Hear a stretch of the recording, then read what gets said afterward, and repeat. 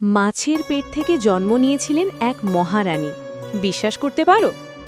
মহাভারতের কাহিনী অনুযায়ী রাজকন্যা সত্যবতীর জন্ম ছিল অত্যন্ত অলৌকিক। রাজা পরিচর একদিন নিজের বীর্য পাখির মাধ্যমে রানীর কাছে পাঠান, কিন্তু তা দুর্ঘটনাবশত নদীতে পড়ে যায়। সেই সময় এক অভিশপ্ত অপ্সরা মাছের রূপে নদীতে বাস করছিল।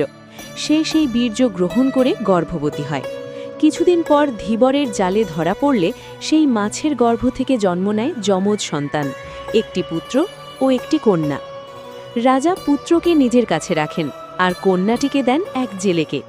এই কন্যাই পরে বড় হয়ে সত্যবতী নামে পরিচিত হন, যিনি ধীবর কন্যা থেকে হয়ে ওঠেন হস্তিনাপুরের মহারানী সত্যবতী। ভাবতে পারো, এক মাছের গর্ভ থেকে জন্ম নিয়েও তিনি ইতিহাসের অন্যতম গুরুত্বপূর্ণ নারী। তুমি কি এই কাহিনী আগে জানতে? কমেন্টে জানাও। আর এমন অজানা পৌরাণিক গল্প জানতে লাইক, শেয়ার আর সাবস্ক্রাইব করতে ভুলবে না। ধন্যবাদ।